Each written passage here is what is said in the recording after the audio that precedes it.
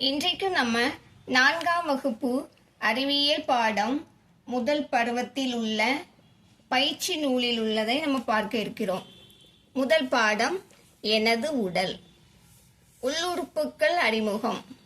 முதலாவதாக கட்டத்தில் மறைந்திருக்கும் உள்ளுறுப்புகளின் பெயர்களை கண்டறிந்து வட்டமிடுக. இரைப்பை, இதயம், மூளை, நுரையீரல். கட்டத்தில் வெளியுறுப்புகளுக்கு பச்சை வண்ணமும் உள்ளுறுப்புகளுக்கு சிவப்பு வண்ணமும் தீட்டுக.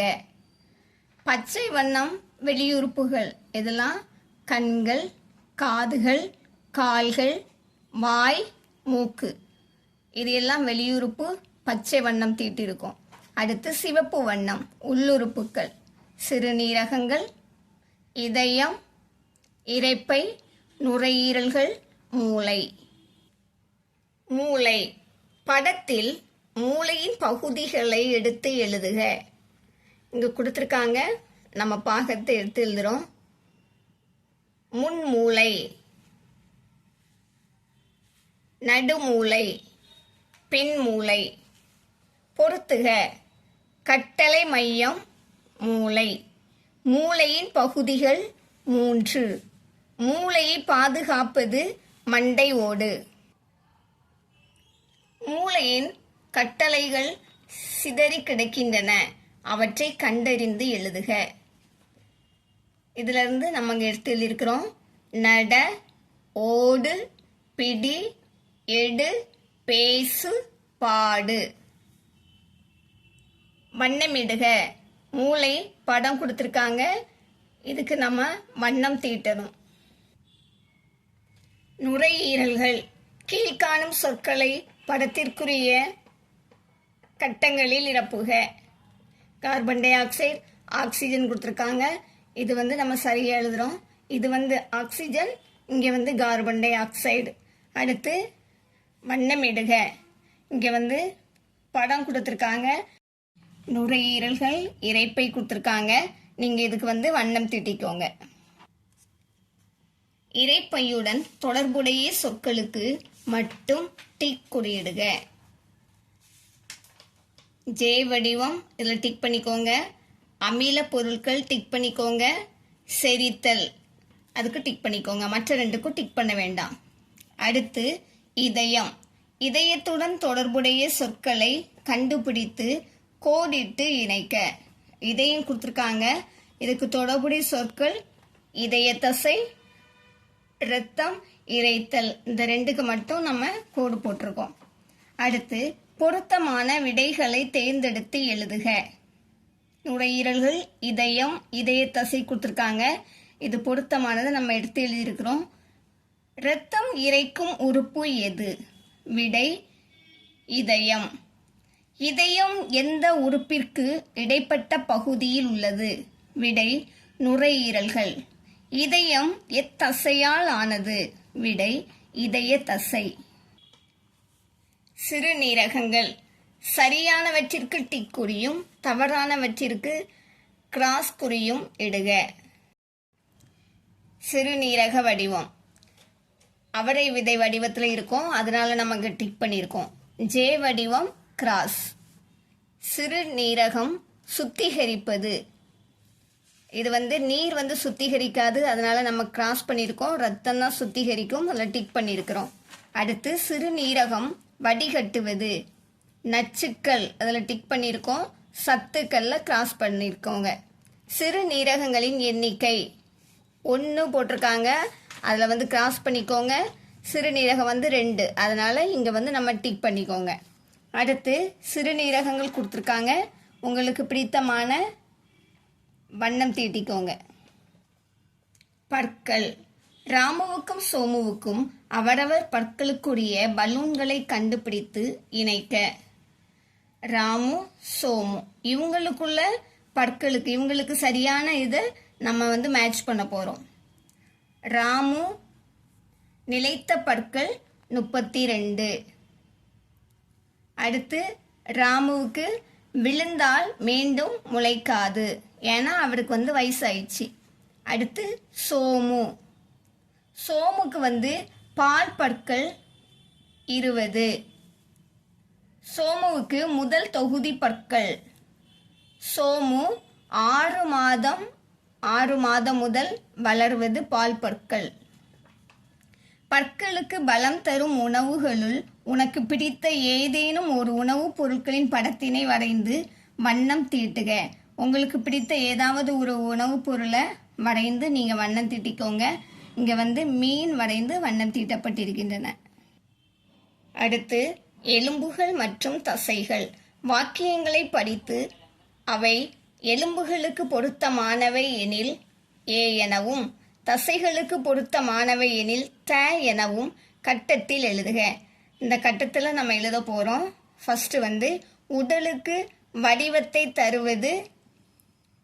இதில் இது எலும்புகளுக்கு பொருத்தமானவை, அதனால இந்த பாக்ஸில் ஏ அப்படின்னு எழுதியிருக்கோம். அடுத்து உடலின் மென்மையான பாகங்கள்.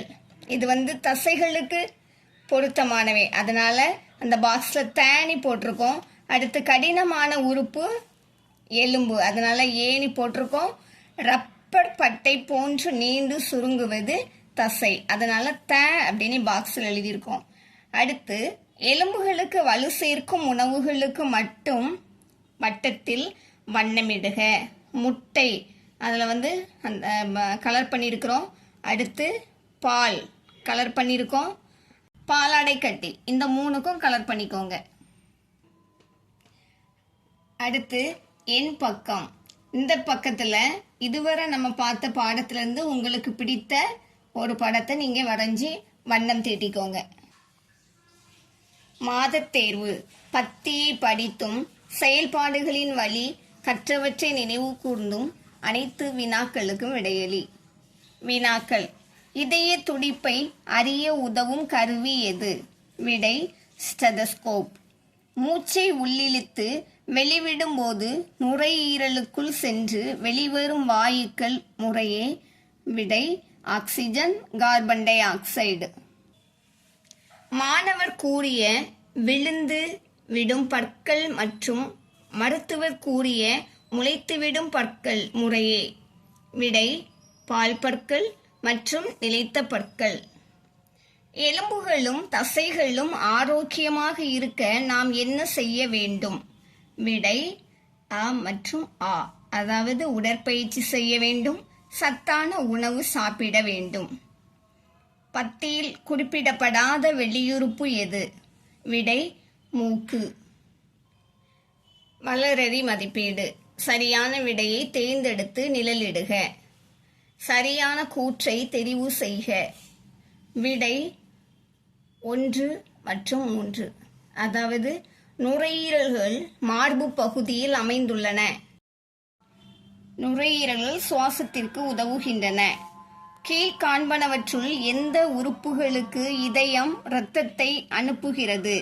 விடை இவை அனைத்தும், அதாவது நுரையீரல், சிறுநீரகம், மூளை. இதயம் உடலினுள் எங்கே அமைந்துள்ளது? விடை நுரையீரல்களுக்கு இடைப்பட்ட பகுதியில். இதயம் எந்த தசையால் ஆனது? விடை இதய தசை.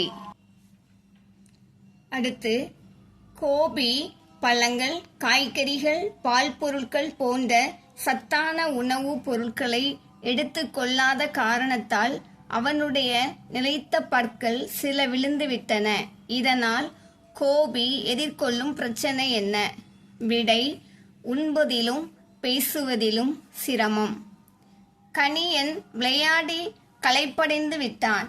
சாப்பிட அவனிடம் பழம் இருக்கிறது. அவனுக்கு பழத்திலிருந்து சத்துக்கள் கிடைக்க உதவும் உறுப்பு எது? விடை இரைப்பை. பின் வருவனவற்றுள் எது சரியான கூற்று? விடை எலும்புகள் உடலின் உட்புற உறுப்புகளை பாதுகாக்கின்றன. கீழ்காண்பனவற்றுள் எது சிறுநீரகத்தின் பணி அல்ல? விடை இரத்தத்தில் உள்ள சத்துக்களை வடிகட்டுதல்.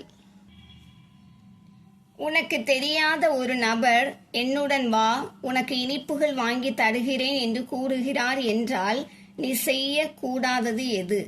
விடை அவருடன் இனிப்புகள் வாங்க செல்வேன். அடுத்து படத்தில் 1, 2, 3 என்ற எண்களால் குறிப்பிடப்பட்டுள்ள மூளையின் பாகங்களின் சரியான வரிசையை தேர்ந்தெடு. ஃபர்ஸ்ட் முன்மூளை, அடுத்து நடுமூளை, மூன்றாவது பின்மூளை. அடுத்து வளரறி மதிப்பீடு, அதாவது இதுவரை நம்ம பார்த்ததுல உள்ள கொஸ்டின்ஸ்க்கு விடை கீழே கொடுத்துருக்காங்க, ஆப்ஷனில் கொடுத்துருக்காங்க.